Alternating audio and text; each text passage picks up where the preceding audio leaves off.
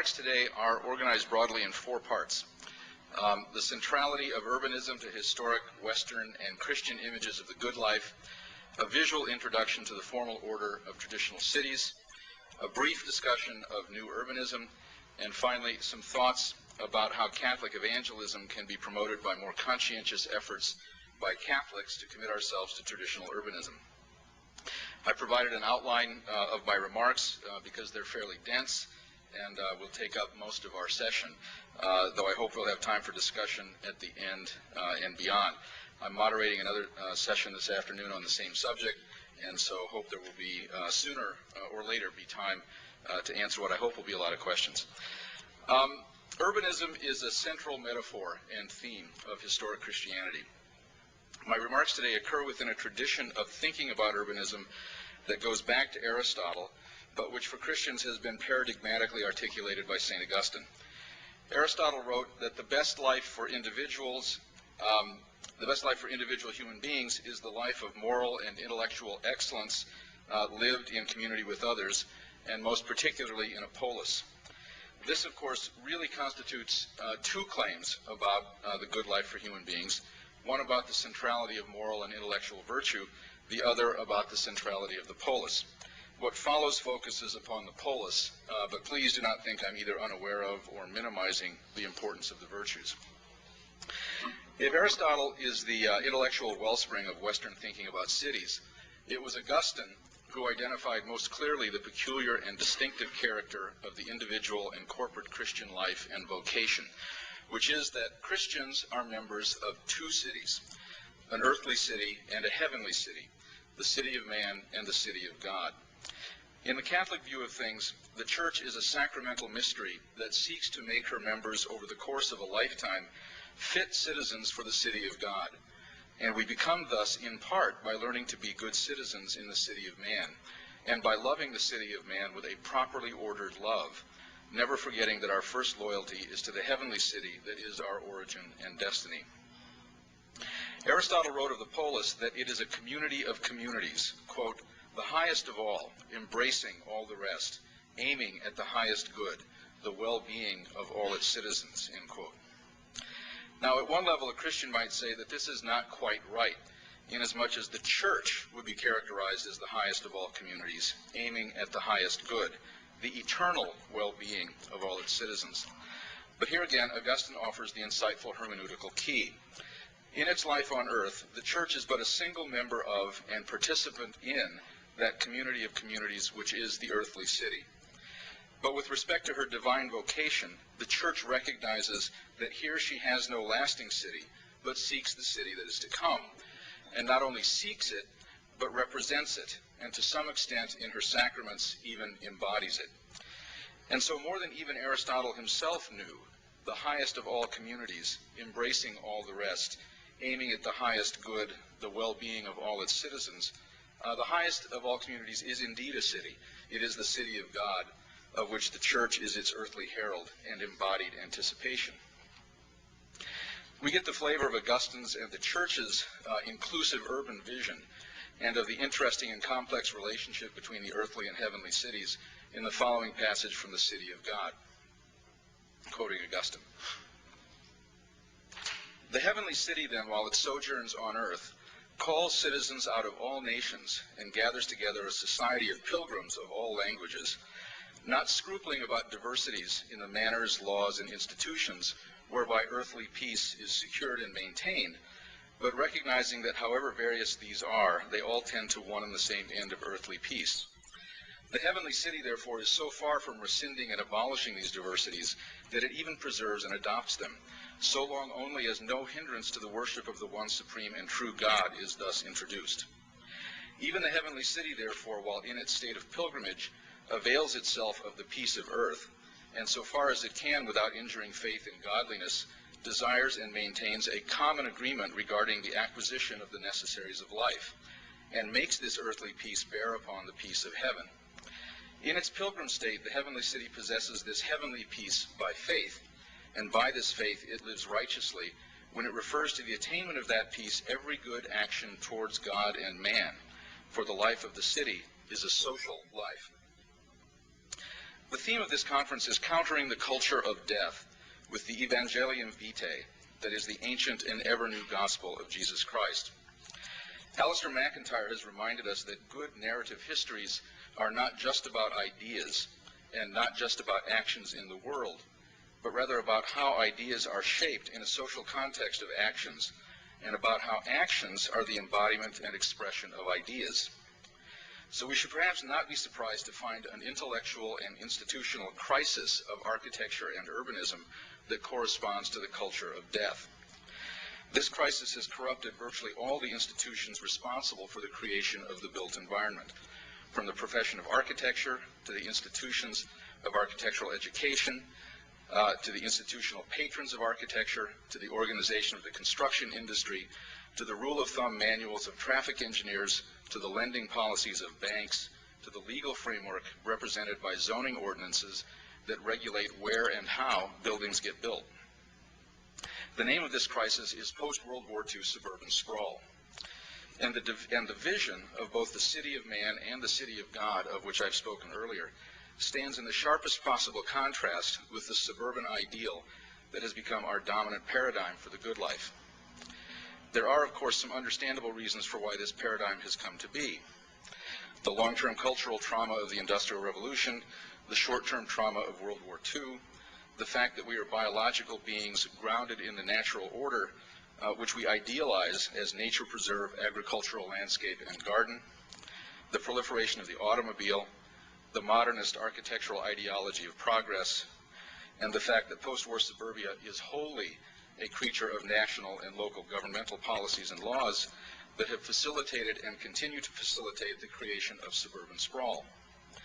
But although trauma excuses bad judgments, it neither excuses the perpetuation of their consequences nor justifies the formation of bad habits.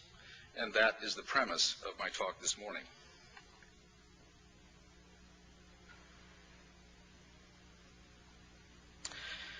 I'd like to turn now to some slides and to what I will characterize as Urban Form 101. There's a virtual consensus among new urbanists that the neighborhood is the fundamental unit of urban design. And this is Mr. Bess's neighborhood in Chicago, right here. It's a half-mile square indicated by the orange square, which is 160 acres. Half mile by half mile is about a 10-minute walk from edge to edge. And within this 160 acres, there reside about 4,000 or 5,000 people, scores of businesses, churches, public parks and recreation facilities, commercial activities, etc.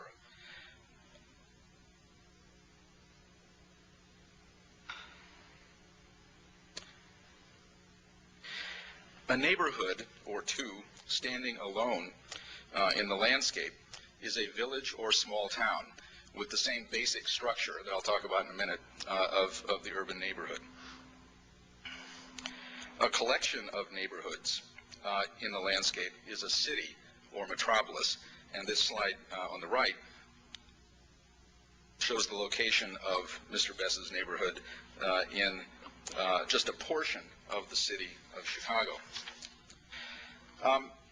For most of the past century in America, public policy regarding human habitat has focused upon housing, on the not unreasonable theory that shelter is a crucial element of human well-being.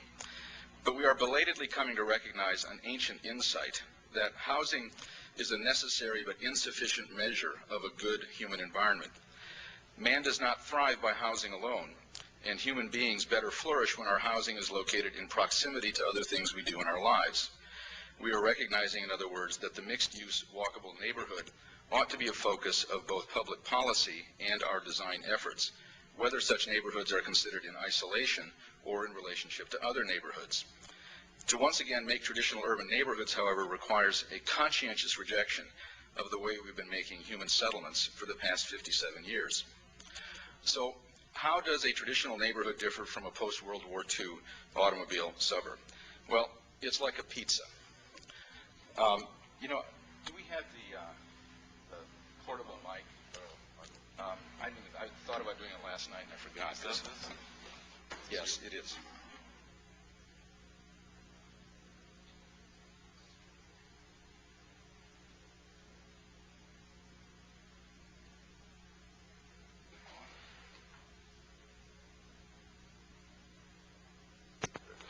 How's that?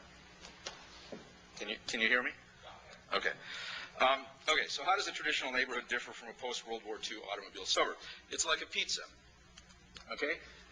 Here you've got a pizza representing a city. And the idea of a quarter or a neighborhood in a city is that it's a portion of the city. And so, by analogy, you take a slice out of the pizza, and that slice of pizza has the same ingredients on it that the rest of the pizza has. Okay? Well, in contrast to that, and this is a diagram, incidentally, by a European architect by the name of Leon Creer.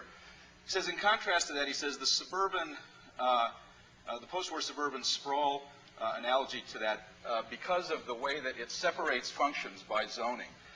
It's as if you took the crust of the pizza over here, and you put the sauce over there, and you put the pepperoni over there, and you put the cheese over there.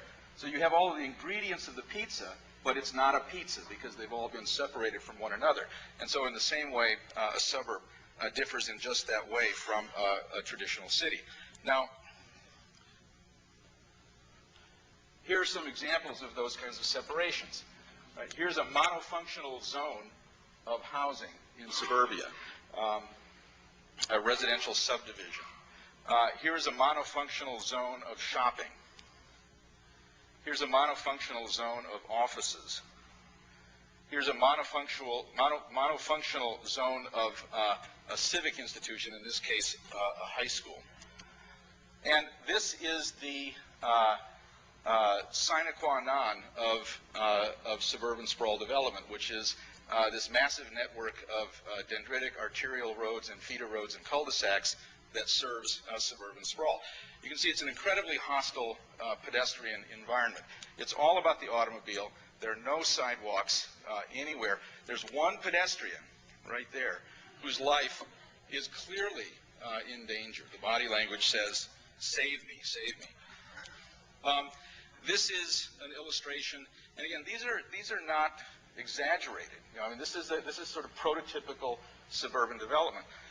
Here's a slide that illustrates three of these monofunctional zones together. You've got a zone of single-family housing right here. You have a zone of multifamily apartment buildings over here, and you've got a zone of shopping over here. Now, if you happen to live in this house right there, you actually only live about maybe 50 yards away from where you could go shop. But is it possible for you to get there by foot in any easy sort of way? Not at all. What do you have to do to get there? You have to get in your car, drive down the neighborhood street or the subdivision street out to the arterial, drive down the arterial over here to the intersection with this arterial over here, come back here, and you enter in to go into the shopping center. Possibly, you know, if you lived over here, you might be able to, you know, walk over behind and get there, except that the problem is that this is the back of the shopping center. It's the service area. There's no way to get through it, so walking across through what's obviously not intended as a pedestrian environment, even then you'd have to walk all the way around and all the way back in. So that what this underscores is that to live in suburbia today, the post-war suburb is designed around the automobile. You have to have a car to get where you want to go precisely because of this separation of uses. Now, every city or town is a dynamic, multidimensional order, or if you will, a collection of interrelated and overlapping orders. Urban life is simultaneously and unavoidably an ecological order, an economic order, a moral order, and a formal order. And it is to the formal order of traditional cities that I am asking you here to direct your attention. A city always takes place. And this is what architects typically think of when we think about urban design. But you don't have to be an architect to recognize that something has gone wrong with the formal order of our cities. We used to make public squares and front them with handsome civic buildings, churches, town halls, and courthouses. Now we make big boxes for shopping with big parking lots for parking, and our modern civic buildings tend to be indistinguishable from muffler shops. Now, this is where the new urbanism comes in. The question is often asked, what's new about new urbanism? The novelty of new urbanism is not the formal order it advocates, but rather its promotion of traditional neighborhoods in a physical context of suburban sprawl and the cultural context that promotes it. So even though new urbanism is promoting something different than the way we do things now, that is, something new, It is also promoting something tested, something that we know works. New urbanism is the attempt to employ in our current circumstances the best practices of city making from the past toward the end of making better cities for the future. So let me first illustrate and discuss some characteristics of traditional urban neighborhoods. Cities are artifacts that exist to promote the best life possible for their citizens. The moral, economic, and environmental benefits of traditional urbanism are greatly influenced by certain formal features that I will here briefly try to summarize. Cities include a private economic realm and a civic realm, identifiably separate but necessarily mixed together. Cities are made of blocks of buildings that define a public realm of streets defined by private buildings, and of plazas and or squares that are typically fronted by civic buildings or focused on a centralized monument. And here again we have some other diagrams by Leon Creer. This is a diagram of the public realm of the city, the civic buildings, the religious buildings, the monuments, without any streets or squares. You'll notice that each of them is a singular building. They're all different from one another, and these are the buildings that architects characterize as foreground urban buildings. This is the private realm, the res economica, that consists of residential buildings and commercial buildings, what architects refer to as the background buildings. And you can see that they share similar features. They're similar to one another. They're basically blocks that, when located adjacent to each other, define a network of streets as linear spaces in between them, and centralized spaces, like right here and over here and over here, that in an urban typology would be regarded as squares or as plazas. When you take these two together, you have the public realm plus the private realm, and you put the two together and you have the city. Now, plazas, I talked about the centralized spatial types found in the city, and I mentioned plazas and squares. Plazas are hard-surfaced, while squares proper are usually a planted green space. Plazas are more common in European cities and squares in Anglo-American cities. Both are rare in America after 1945. This is a diagram of a little perspective drawing and a plan of a plaza. You can see on the bottom is a plan that the plaza is defined by buildings. It's fronted by a civic building. You can see right here. You'll notice there's a parking lot over there in the background and the plaza in the foreground. Well, in the perspective, you can see that they're showing parking in the plaza.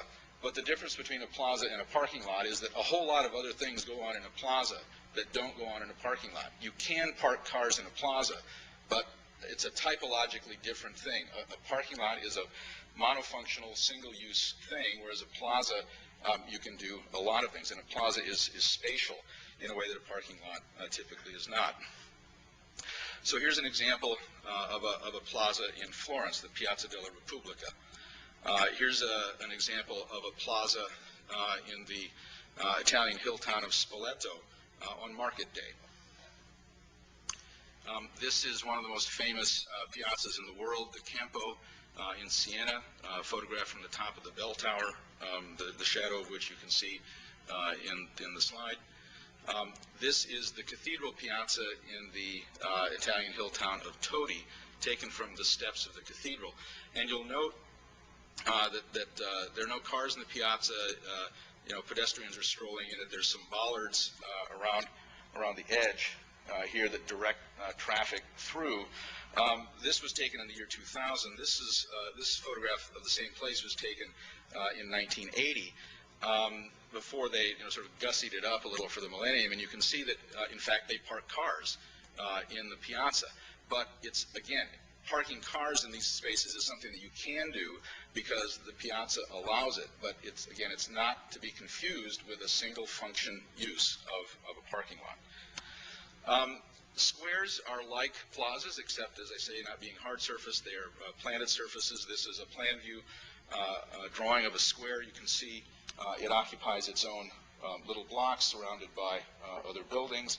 There are trees planted, and again, this is a little perspective view of that.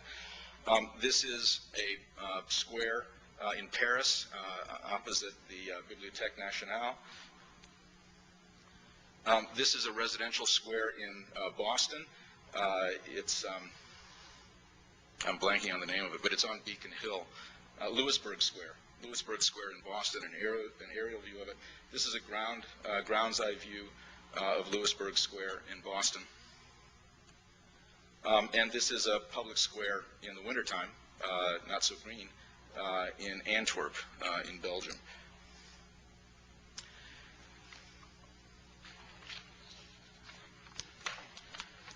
Now, virtually, if I can move then from talking about centralized urban spaces, the square and the plaza, to linear urban spaces, basically variations on a street. Virtually all urban streets connect. Urban cul-de-sac are rare. Although there's a recognizable hierarchy of streets according to traffic capacity in the city, and hence a recognizable, and since street there's a hierarchy of streets according to traffic capacity, and hence different sized streets. But regardless of the size of a street in the city, urban streets always accommodate pedestrians. American cities tend to line most of our streets with trees. European cities tend to limit streets to boulevards and avenues. And of course, this is an example of a suburban arterial street. And again, notice this very hostile pedestrian environment. It's 7 lanes of traffic, actually 6 lanes of traffic, and a turning lane. There are sidewalks here, but there's no on-street parking. There's no planter strips or trees. The pedestrians are walking right along the edge of a traffic lane that's moving at high speed and it's high capacity. It's a very dangerous and pedestrian unfriendly environment. And again, here's another person out here in the middle. Maybe it's that same person. I don't know who seems to show up in all these photographs.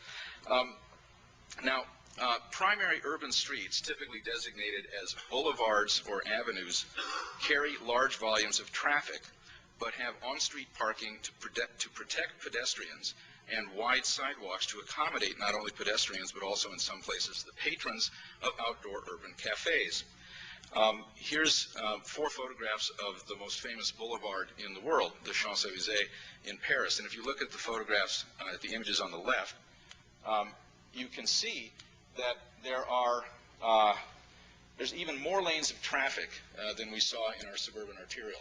There are 10 lanes of traffic on the Champs-Élysées. 8 of them are for moving cars, and the other 2 are for curbside parking. So you've got 10 lanes of traffic that move, and the boulevard moves a high volume of traffic. But the big difference is the sidewalks are 75 feet wide. And so what do you get along that edge? You can see here, you've got along the edge of the street, you've got parked cars, which provide, again, a buffer between the moving traffic and the pedestrians. You've got a line of trees planted in planter boxes. Then you've got this wide zone of pedestrian traffic, a second line of trees that creates another zone in between the buildings and the second row of trees. So what you get, of course, is you get pedestrian movement along this zone, actually along both zones in the wintertime, but in the summertime, this is the area where all the outdoor cafes spill over. And so, the Parisians, it's a routine thing for the Parisians to sit on the Champs-Élysées and have a cup of coffee, while 10 lanes of traffic, or 8 lanes of traffic are moving by them. You wouldn't even consider doing that on the arterial road that we looked at in the earlier slide. This is, again, another example of an urban boulevard. This is Commonwealth Avenue. There's a difference between a spatial typology of boulevard and the proper name of things. So it's Commonwealth Avenue, but typologically it's a boulevard because it's got this planted median right here. This is arguably the best street in America. This is the center. This is the center of Commonwealth Avenue right here. People jog there, people ride their bikes there, people stroll there with their babies, they walk their dogs. There are monuments that occur in the median of the boulevard. This is the traffic lane, one of the traffic lanes in the boulevard It's 2 lanes of traffic going one way. There's a corresponding 2 lanes of traffic on the other side. Cars parked along the edge of the curb. And again, a generous sidewalk, buildings built up to a common edge line, parking along the edge, a wonderful pedestrian environment, whether you're walking on the building side of the boulevard or whether you're walking on the median of the boulevard. This is a boulevard at the scale of a small town. This is in Cooperstown, New York. And again, what makes it a boulevard? It's the center planted median. You've got a lane of traffic in each direction on either side, curbside parking, a planter strip in this case because it's a residential neighborhood, so you have trees and parking protecting the pedestrian, a sidewalk, and buildings built to a common build-to line. Now, another kind of primary urban street other than the boulevard is the avenue. The avenue is similar in the amount of and volume of traffic that it moves, but it doesn't have the planted center median strip. So this is an example of an avenue in America. This is Lincoln Avenue in Chicago. It works at the scale of a big city. It works at the scale of a small town. This would be an example of an avenue in Woodstock, Vermont. It's a state road as it comes into the village. It calms down, becomes the main street of the village, but it functions like an avenue in terms of its traffic capacity. But again, notice on-street parking, trees planted in planter boxes, sidewalks, a safe, desirable, friendly environment for pedestrians. Skaneateles, New York, same situation. Generous sidewalks, a lot of traffic, curbside parking, trees planted, sidewalks. Urban secondary streets in cities, secondary urban streets are narrow, and they usually permit parking on one or both sides. They allow traffic to connect to major streets, but their narrow width requires cars to move slowly. This creates an inherently safer pedestrian environment. And if you look at this street, for example, in Paris, you can see it's very narrow. It's got parking on one side of the street.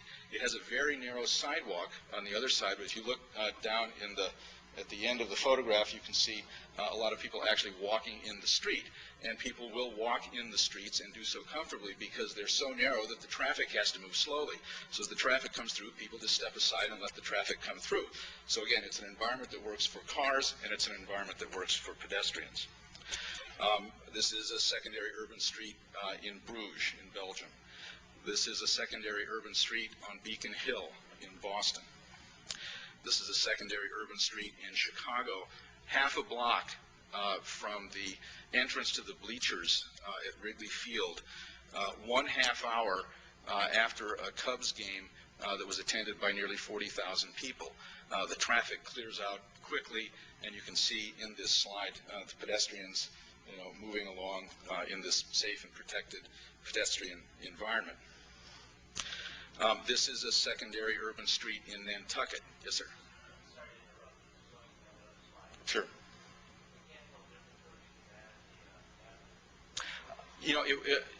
In terms of the width,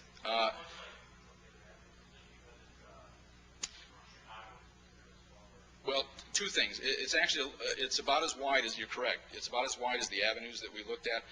There are two differences. One is that this is primarily a residential street, and an avenue is typically has commercial uses with the buildings built up to the front of the property line. And also, you'll notice that this has planter strips along the edge, whereas the avenue tends to locate trees in boxes. So what you get is the curb, the sidewalk with trees, and then the building. But you can see there's quite a bit more green between the curb and the building in this. But good eye. This is a secondary urban street in Nantucket, another secondary urban street in Nantucket. Again, narrow, pedestrian-friendly streets. Alleys and lanes constitute a third kind of street, essentially a service street for garage access, utilities, and trash collection. Here's one in Boston. Here's one in Chicago. Of critical importance is the notion of back-loaded, rear-loaded parking.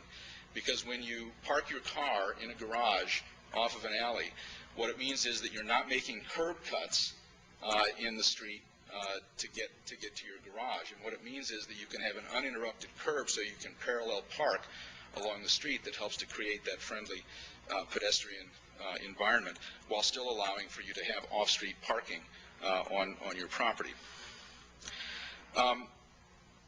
Private buildings buildings for commerce and buildings for dwelling relate to the street in a consistent and disciplined manner in traditional cities. The buildings that front and define commercial streets are rarely, if ever, for commerce alone, and frequently have non-commercial uses above the ground floor, including residences. Again, we've seen this slide before, looking at it as an avenue, but let's look at the slide in terms of the buildings. Right? The buildings are built right up to the edge of the property line. You can't really see it, but you'll have to take my word for it that there's retail activities on the ground floor of every one of these buildings, and then residences or offices on the second and third floors above them. The buildings we're going to look at now are similar kinds of buildings that define streets in that way, but we're focusing here on the buildings. This is a mixed-use retail and commercial or residential building in Skaneateles, New York, in Charleston, South Carolina, in Cooperstown, New York, another one in Cooperstown, New York. And you get the idea of this mixed use of buildings that has retail at grade and residences or offices above. Good cities provide a variety of housing types, often on the same block. In addition to various kinds of detached single-family houses, there may be row houses, flats, apartment buildings, coach houses, and the aforementioned apartments above stores. The consequence of this is that the young and the old, singles and families, the poor and the wealthy can all find places to live. Small ancillary buildings are typically permitted and encouraged within the backyard of each lot. In addition to parking, this small building may be used as one rental unit of housing or as a place to work. And so here's some examples of housing. These are detached single-family wood frame houses. All of these are, of course, taken from traditional neighborhoods or traditional small towns. These are detached single-family houses that are made of masonry in a bungalow style. These are detached single-family houses, at least the two slides on the left, of salt boxes in Nantucket. On the right, upper right, you have a distinctive type native to Charleston, South Carolina, called the side yard house. And on the bottom right, you've got a house that's attached on one side that's basically a variation of the side yard house on Beacon Hill in Boston. Row houses are attached single-family houses. They have party walls, and it's, again, a very common urban housing type. Another common urban housing type, particularly in the Midwest, is the two-flat. And again, the two-flat is one single-floor apartment stacked on top of another single-floor apartment. Typically, owner-occupied, one unit is occupied by the owner and the other unit is rented out. This is a street of two flats in Chicago. You add a third story, a third apartment unit, you get a three-flat. On an urban block, you can get three flats next to two flats. You put two three-flats together and give it a center entry and a shared stair, and you get a six-flat. On a corner site that has two frontages, on the short frontage, you get 6 units with a center entry and a shared stair, and on the long side, you get another entrance with a shared stair that feeds 6 units, so you get 12 units 12 dwelling units on the corner. Notice that this 12-unit apartment building is adjacent to a two-flat. The whole rest of the block is made up of two flats. One of the big differences between an urban neighborhood is that you will get a mix of housing types on the same block. In suburbia, suburban residential developments, they build all of the same thing for a development. It's a monoculture of housing and of income segregation. Here's a street where on the far left you've got a 12-unit building adjacent to a 6-flat, adjacent to a street full of 2 flats. On this block you've got a 12-unit corner apartment building adjacent to a church and across the street from another 12-unit apartment building. I mentioned ancillary buildings, coach houses. This is an example of a small one here adjacent to the primary property. This is an example of actually a larger one, a 3-car garage with a rather spacious apartment above. But again, it's an ancillary building to the big house located over here. Again, a common building type in cities that in most places now is illegal. A good neighborhood has good schools in the neighborhood, and particularly elementary schools, within walking distance of both students and teachers. And because of the variety of housing types in the neighborhood, teachers can afford to live there if they so choose. This is an elementary school in Boston. This is an elementary school half a block from where I live in Chicago. This is a public high school on a block in a neighborhood in Chicago. And just to contrast, this is a public high school in an urban setting. There's our public high school in suburban sprawl. The urban high school occupies about 5 acres. The suburban high school and its parking occupies about 60 acres. Good cities provide parks of various sizes for passive and active recreation. This is a slide of a public park on the waterfront in Skaneateles, New York. It is a war memorial for veterans of World War I and World War II, so it's a passive, contemplative kind of park. This is another park. This is actually one of the residential squares of London. It's actually private. I'll come back to that later. But again, the kind of place that it is, the kind of square that it is, it's for passive recreation and contemplation. In contrast, this is a neighborhood park in Bayview in northern Michigan. It's a block with a baseball park in the middle of the neighborhood, obviously for active recreation. And this is a large neighborhood park in Antwerp, Belgium, also for active recreational use. Good neighborhoods reserve prominent sites for civic buildings and community monuments. Buildings for education, religion, culture, sport, and government are sited either at the end of important street vistas or fronting squares or plazas. This is the Church of Santo Spirito in Florence, fronting a public piazza. I trust that you can tell what the foreground building is and what the background buildings are in this slide. On the left is a slide of an Episcopal church in Charleston, South Carolina, that terminates the vista down that street. The street actually goes around it. It's been there for about 150 years. It's something that would, of course, be impossible to get by the traffic engineers, the city traffic engineers today. In the 100 or so years that there have been cars there, no car has ever run into it. The church on the right, of course, is Trinity Church in Boston, fronting Copley Square.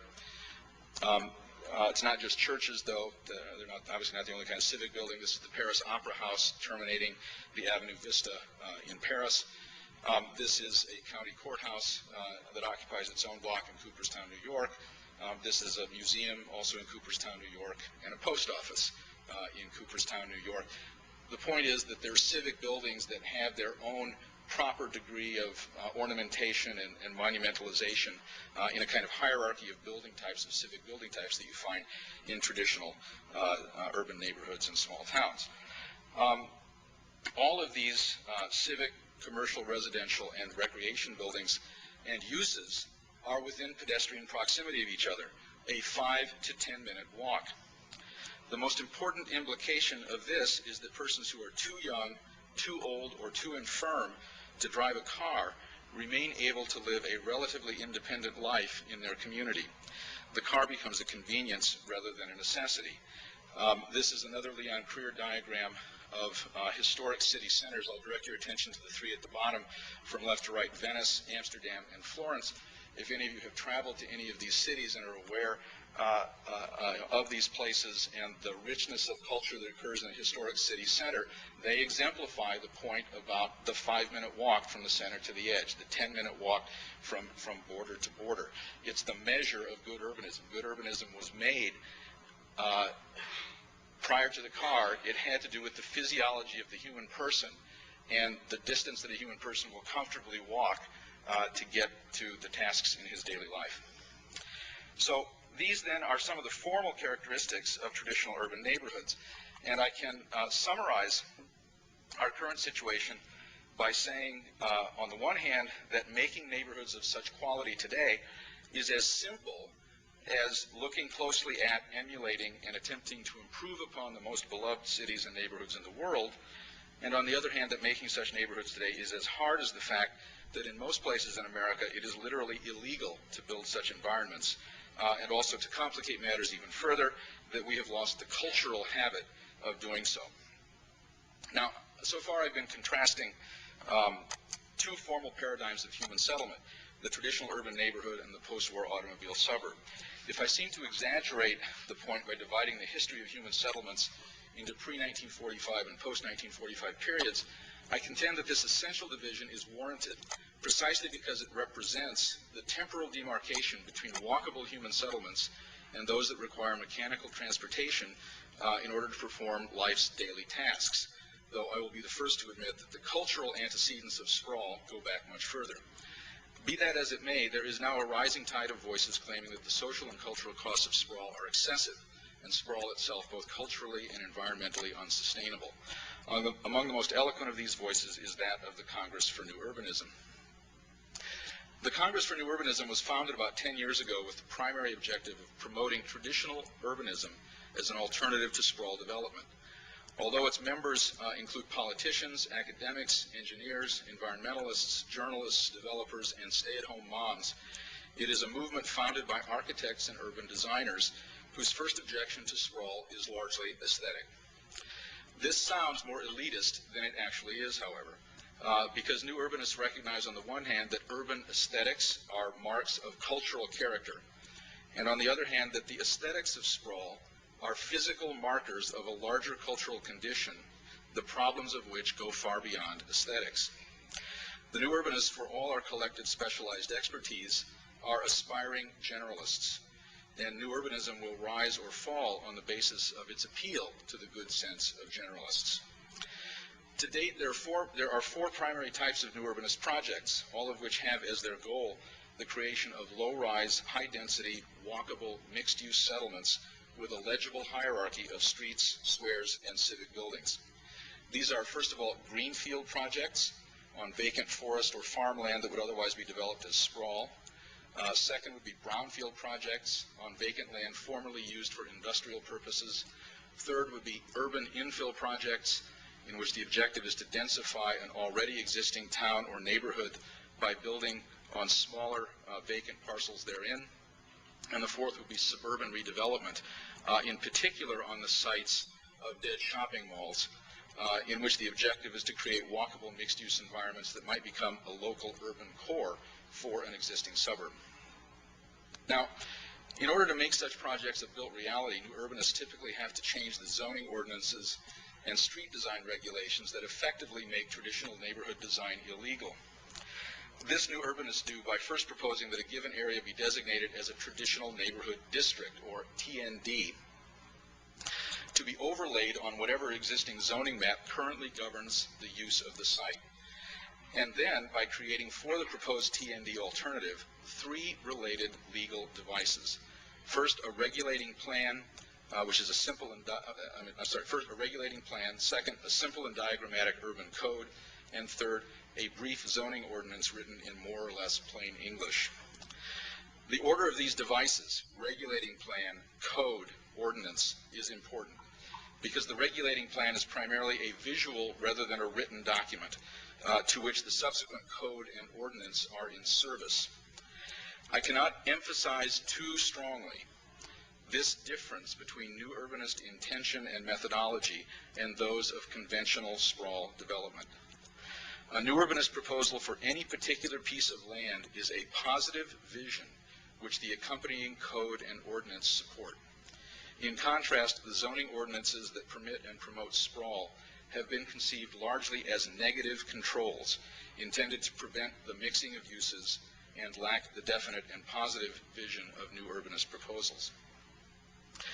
The primary means both for designing the regulating plan and achieving public consensus about it is a 5 to 10 day intensive design workshop known in new urbanist circles as a charrette. It's a French word. I can explain it later if you want. A charrette brings together in one place several groups of people important to the land development process. Among these groups are the many professionals needed to do traditional neighborhood design. This would include the urban designers, the architects, the landscape architects, the civil engineers, the transportation engineers, the hydrologists, the sanitation engineers, the fire and police departments, etc. Then there would be the various project stakeholders, most obviously the developer, but also persons from the city planning department, bankers, various civic and business leaders, etc. Last but not least, there is the general public. New urbanists are candid and upfront about our bias for traditional urbanism, and confident of good urbanism's enviable track record of addressing genuine human needs. And this premise is made clear at the outset of the charrette. That said, however, the charrette is a no-holds-barred public process, with built-in feedback mechanisms by means of which objectives are articulated, problems are identified and addressed, and community consensus is built around an end product that is visual, easy to understand, and represents about 80% of the schematic design work needed in order to begin the permit application process. Developers like charrettes because they ease the permit application process. Planning officials like charrettes because they yield a large amount of refined and specific information to which they can hold developers accountable. And the public likes charrettes because the end product is visual, so they can see in advance what is being proposed, and because they've had the opportunity to make their concerns known and hear them addressed from the beginning. The objectives of New Urbanists are both procedural and substantive. Procedurally, the immediate goal is simply to create a level, legal playing field that will allow developers to build traditional towns and neighborhoods as of right, that is, without having to always seek variances, and will allow local communities to preserve more of their adjacent landscapes by means of concentrating patterns of physical development. Thus, the typical New Urbanist legal approach is not to try to rewrite or amend existing zoning ordinances that mandate sprawl, but rather to propose a parallel TND ordinance that gives both towns and developers the legal right to build traditional neighborhoods. Substantively, New Urbanists surely prefer the sharp demarcation between the built environment and the landscape that still exists in Europe and once existed in the United States. For while it's true that New Urbanists are mostly city folk, there is a clear recognition among New Urbanists that the fate of both the natural and the agricultural landscape is necessarily intertwined with patterns of physical development. It is, after all, exactly this landscape that sprawl is consuming. This makes New Urbanists in some ways natural allies with environmentalists, but it also pits New Urbanists against a certain kind of environmentalist who views human beings as enemies of nature rather than, through the culture of cities, both stewards and a part of nature. The default settings of New Urbanist discourse strike me as both politically liberal and culturally secular. But that said, I would add that there is a significant vocal and articulate politically conservative and culturally religious minority within the New Urbanist community, and that New Urbanists generally are open to arguments and willing to change their minds and practices in the presence of good ones. It's worth noting that just as New Urbanists themselves come from across the political spectrum, so do their critics. Libertarians paint New Urbanists as harbingers of big government, while the avant-garde artistic left sees New Urbanists as reactionary capitalist tools and faults them for working too closely with the marketplace. In my view, however, New Urbanists are nothing so much as a classical American association in the Tocquevillian sense, as when Tocqueville wrote that, quote, "Wherever at the head of some new undertaking you see the government in France, or a man of rank in England, in the United States, you are sure to find an association." What my own associations with New Urbanists over several years have driven home to me is the basic intellectual and cultural seriousness of the New Urbanist enterprise. Not only is New Urbanism itself a communal movement promoting both freedom and community, New Urbanists are also the only folks around with a coherent and programmatic physical alternative to sprawl development. They are relentless in subjecting their ideas both to the literal marketplace and the marketplace of ideas. And they are continually correcting and refining their theories and practices toward the renewal and improvement of traditional town and urban neighborhood life. And though not all of them know it, the philosophical and anthropological assumptions of the New Urbanists are at least implicitly Aristotelian, and therefore represent a potentially important counterweight to our ruinously emotivist culture, of which both suburban sprawl and contemporary architecture are manifest physical expressions. Finally, I want to talk about New Urbanism and Catholic evangelism. How are we doing on time? That's 20. Okay. I want to talk about New Urbanism and Catholic Evangelism. And I'm going to start by comparing two good-sized and thriving parish churches. The first church is in west suburban Chicago on a site just under 10 acres that is entirely occupied by the church, a rambling single-story elementary school, a surface parking lot, and a retention pond required for the water runoff created by the parking lot. The pond has actually subsequently been attached to storm sewers and drained, and now serves as a depressed athletic field. But here you can see the area under question. This is the 9.5 acre site of the church. You can see that it's located in a suburban context of, sort of worm development. Here's the arterial, right? The arterial is sort of intersected rarely, only infrequently. The grid of streets does not go all the way through typically, standard suburban sort of environment. This is a view. Here's the site. The building's in red. This is the church, and this is just diagrammatic. It's not the actual shape of the church, but this is the church, this is the school, and the gray areas are parking lots right here. And you can see these two photographs are taken essentially from that point of view. This is Modaff Road, the street that runs along the edge of the church. Here you can just see the edge of the church right there. And then this is looking at Modaff Road, the intersection of Modaff Road and the parking lot, entrance to the parking lot to the church, where you can see sort of the apse end of the church disguised by a berm, classic suburban device, the berm. And so that's the location, from over here. This is what the church looks like from the backside. This photograph is actually taken from the far end of the site, looking across the retention pond that became an athletic field and across the parking lot toward the church. This photograph is taken from the edge of the parking lot, which I stepped off is about 130 yards, a short par 3, an 8-iron from the church front door. And then this is the panoramic view taken from within the pond of the church, the parking lot, and the elementary school right here, with parking for the teachers along the side there. 9.5 acres.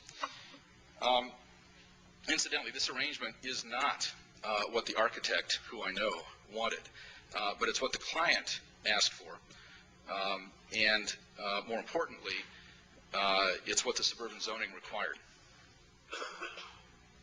Now, by way of contrast, I want to go back to Mr. Bess's neighborhood, to my parish church and its associated elementary school, which is located on 2 adjacent city blocks. And the total area of these 2 city blocks is also 10 acres. Okay. This is one block. Actually, if we consider the street as the center of the block, this is a residential street. This is a major avenue right here. These are the 2 blocks. This is the 10-acre area where you've got the church that fronts a public park, and you've got the elementary school and the churches and the school's parking lot right there. And then you can see the rest is occupied by other buildings.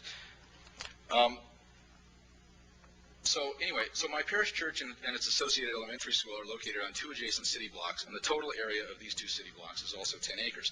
The difference is that on these 10 acres in the city, in addition to the church and the school, there are over 150 on-street and off-street public parking spaces, as well as at least a dozen businesses and over 100 dwelling units in buildings predominantly 2 and 3 stories tall. My urban parish church is a genuine neighborhood center, easily accessible by both car and foot from its dense urban surroundings. In contrast, the suburban parish church lacks a sufficiently dense and pedestrian accessible adjacent environment of which to be the center. Alistair McIntyre, actually, let me go here.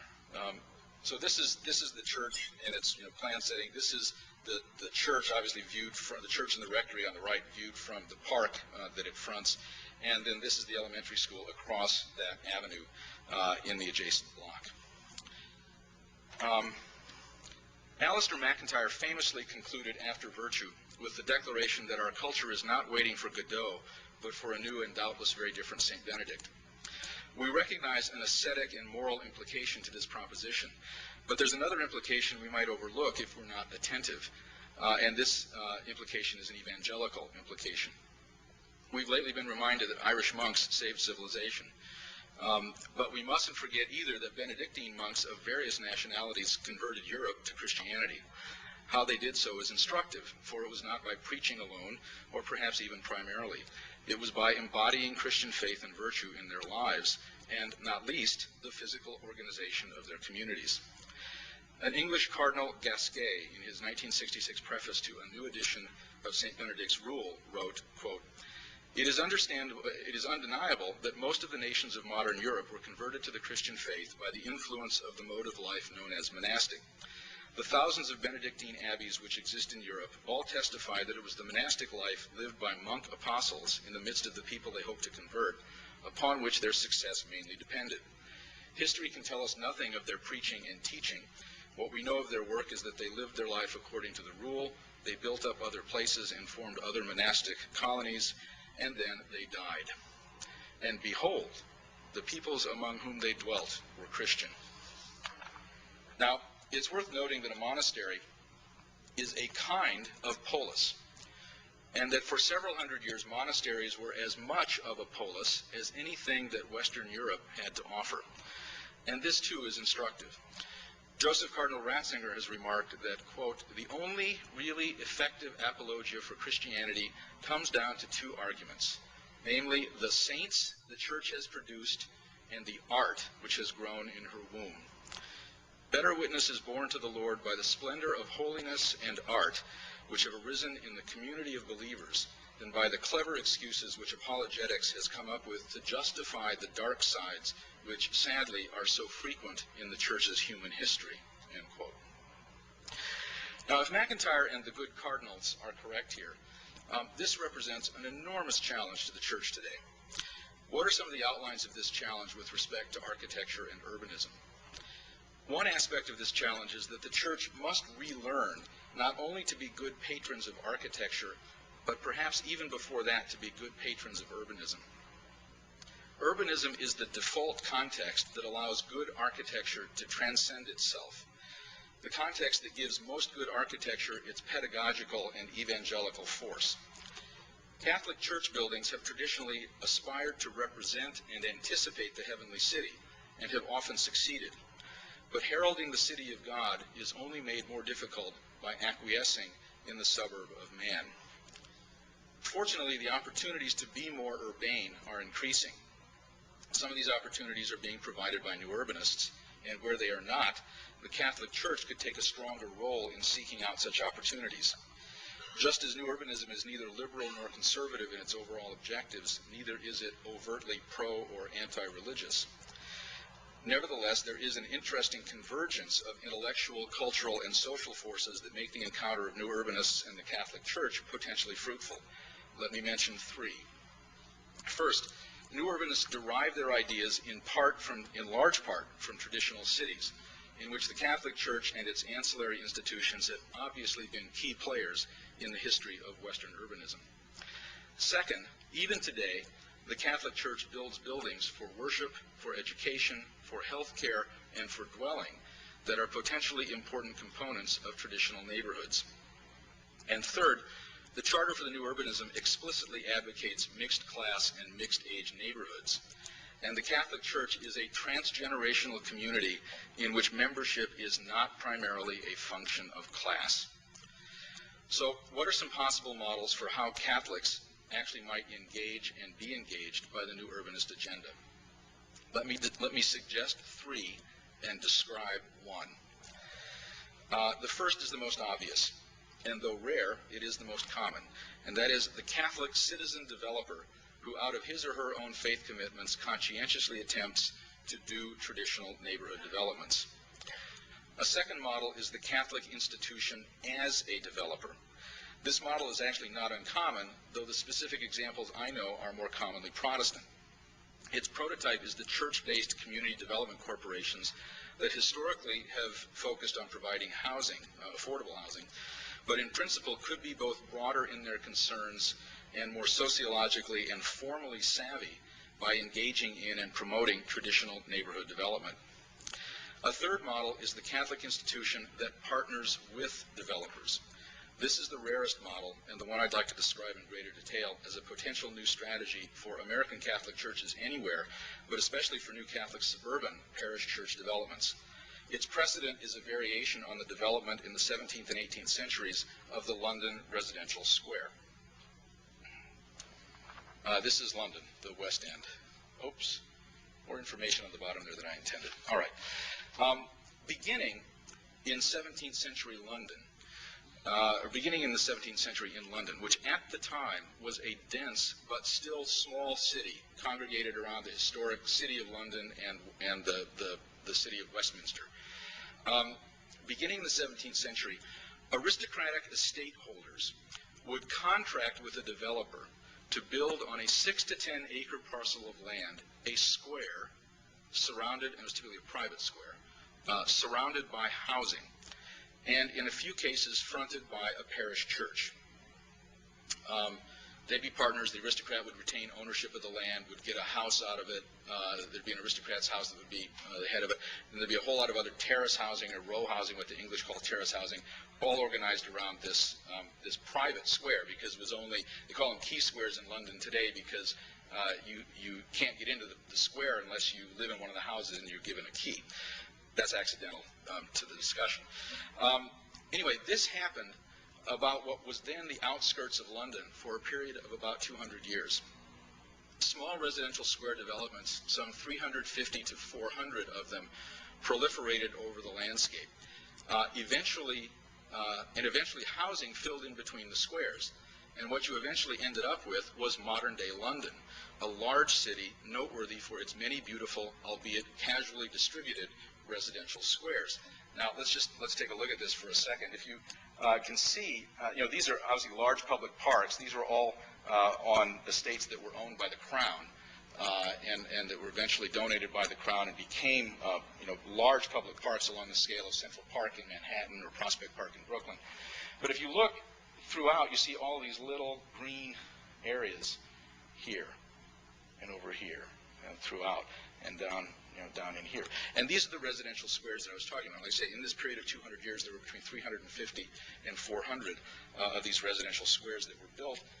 This is the numbers sort of indicate the great estates where the landowners who owned the estates that became the squares. The areas in black are the squares themselves as they were built over this period of time.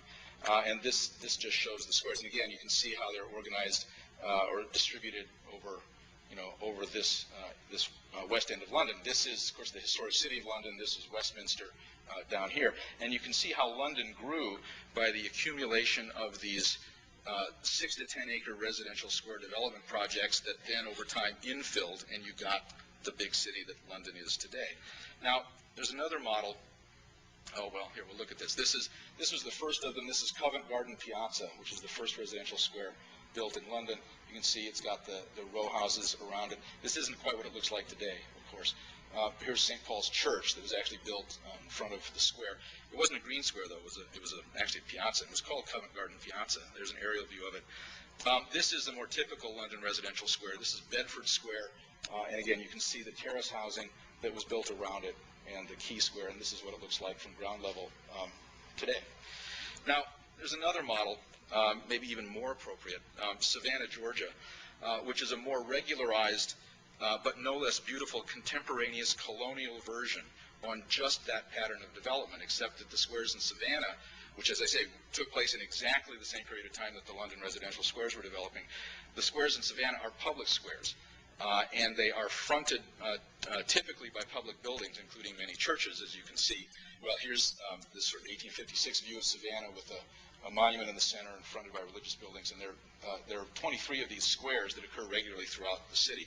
And then these are examples of church buildings that front those squares, and an example here of a statue of John Wesley that is located at the center of one of these residential squares of Savannah. And as I say, it's directly indebted to, it's an American version, directly indebted to the English residential square. So here's my proposition. When it builds, why can't the Catholic Church today play the part analogous to the London aristocrat? Instead of building a church and a parking lot on their 6 to 10 suburban acres, why not build a church, a public square, not a private square, perhaps a school, and the beginnings of a mixed-use neighborhood? Why couldn't the Catholic Church partner with a developer and use some of the proceeds from the development of their property to pay for part of the construction of their church buildings? Why couldn't the Catholic Church use this strategy to begin to integrate affordable housing and commercial buildings into suburbia as part of mixed-use neighborhoods? And who's to say that an initially random proliferation of such developments across greenfields and suburbia, once the exemplary pattern was established, might not over time become, as it did in London, the very physical and spiritual centers so pointedly lacking in contemporary suburbia? This, of course, presumes that contemporary Catholics have at hand or can develop the aesthetic and spiritual resources, and not least the desire, needed to make such places. And this may, in fact, be assuming too much, at least at the present time. One would hope that Catholic universities would be actively involved in the kind of cultural project I have described. And if this were to happen, one would expect more engagement between the university and local dioceses, inasmuch as parish churches would presumably be at the very heart of these urban formal initiatives. One would also hope for more interaction than now exists between Catholic schools of architecture and Catholic schools of business, law, philosophy, and theology, and particularly liturgical theology. Finally, one would fervently pray for Catholic universities to have greater confidence in the resources of the Catholic intellectual tradition itself. It is disheartening indeed to observe Catholic universities lusting for confirmation from the cultured despisers of Catholicism at the very moment that the latter's institutions, especially the secular university and the culture of architecture, grow self-evidently incoherent before our eyes. Let me close with a thought from G.K. Chesterton, who once observed that Rome may be loved because it is great, but that it first became great because it was loved. What he wrote of Rome, which was not built in a day, is also true of every other one of our cities and suburbs. No one should ever underestimate the power of active, disciplined love, which is, of course, of God. I would urge you to consider that although we make all of our cities to achieve the good life, our greatest cities are products of love. They are artifacts made in imitation not only of nature, as Aristotle would have it, but even more fundamentally in imitation of the divine. The love that moves the sun and other stars, as Ralph McInerney said Thursday evening, quoting Dante. In that imitative process, we create a shared world, a common world that is quite precisely lovely. And this should be the common vocation of all who call themselves Christians, but especially for we who call ourselves Catholic Christians. Thank you very much.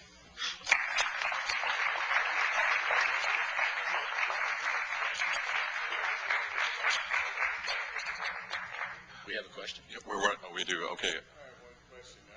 At the city suburban sprawl, does this new process go outside the suburban sprawl now? But where's the land going to be? Well, that's a good question. Actually, it's I would say it's a multi-directional project because New Urbanists work in existing towns and cities to do infill projects because there's been a lot of urban decay. So there's actually a lot of open land in many cities.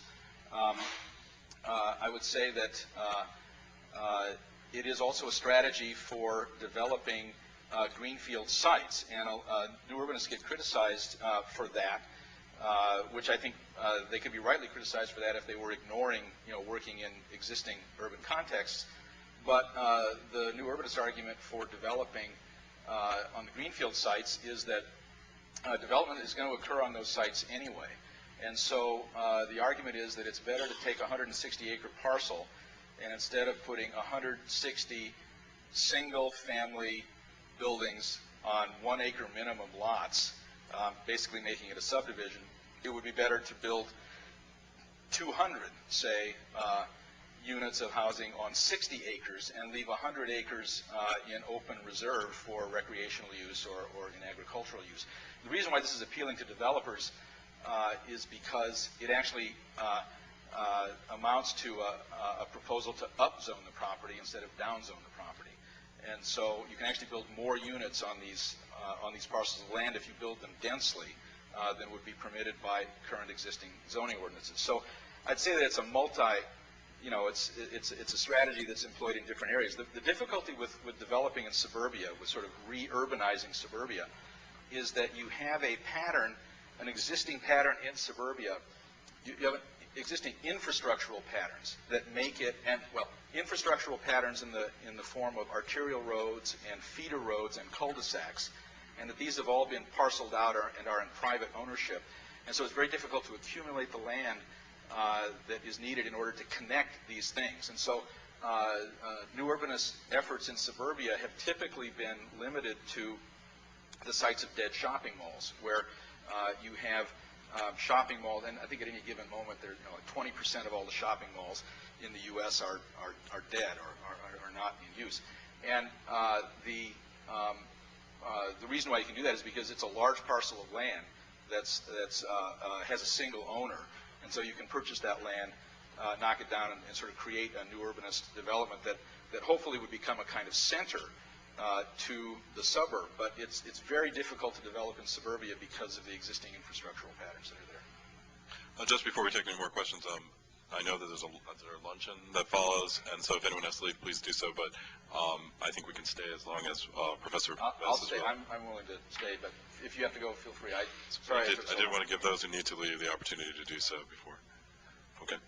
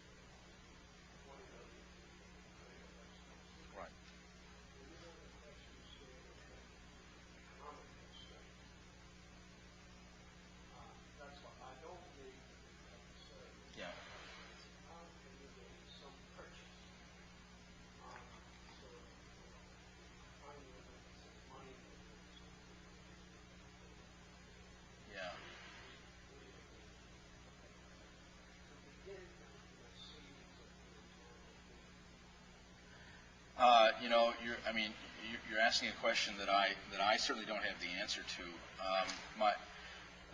And you know, it's unavoidably evident that the examples that we're using and really the kind of exemplary cities really are older American cities and European cities that have all to some extent come out the other end of the Industrial Revolution. And you know, Boston wasn't so great in the 19th century. Paris wasn't so great at the beginning of the 19th century. London wasn't so great at the beginning of the 19th century. And I don't know if there is a way to come through the Industrial Revolution without going through it. But you know, the things that make it's interesting because the things that make Boston, Paris, London, Chicago, and Chicago is another great example. Your attention, please. Your morning sessions should now be concluding, and lunch will be served shortly in the lower level dining area. Thank you. Okay, I'm done. All of these places that are really terrific today have gotten so over a long process of reform movements that are almost concurrent with the rise of the industrial city. So that you've got, beginning in the 19th century, you've got the rural cemetery movement and the big parks movement and the World's Fairs and the City Beautiful movement that came out of that. I think you've got to see modernism, modernist architecture itself, and modernist ideology as a reaction to the Industrial Revolution, and it's the premium that it placed on buildings that were set apart in park-like settings with clean air and trees, and that it was this going to be this kind of pristine idea of buildings in parks that were the antidote to the Industrial Revolution. That, of course, has turned out disastrous, but some of the 19th century inventions have made these cities livable. I mean, New York City, Manhattan, is unimaginable without Central Park. Probably it's similarly the case in London with some of these big parks. So I don't know that situations in the third world, I don't know that the solutions are any different. It's just that they're not the kinds of solutions that that can take place overnight. I guess the question to ask is what would be the alternative humane living conditions that we would envision if not traditional urbanism? That's the question. I don't have the answer as to how this process occurs.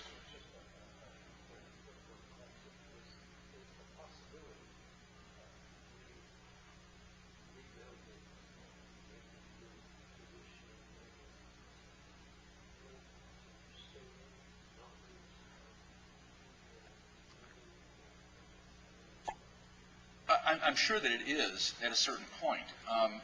European cities are much denser than American cities. I mean, again, if you take this, this half-mile by half-mile square, that artificially envelops Mr. Bess's neighborhood, that's the same size as the center of Florence. But that same area in Florence would have 30,000 people, and the area in Chicago has 5,000 people. In Paris, they've made an art out of apartment living in 7-story buildings. That's where the densities are much higher.